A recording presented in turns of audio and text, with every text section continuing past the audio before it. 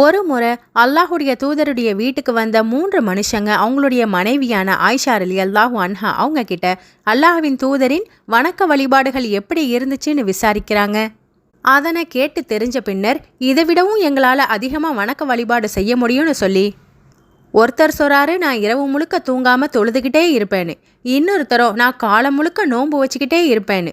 இன்னொரு மனிதரோ நான் இல்லறத்துல ஈடுபடாம முழுமையா இறை வழியில துறவரம் போறேன் அப்படின்னு சொல்லிட்டு போறாங்க.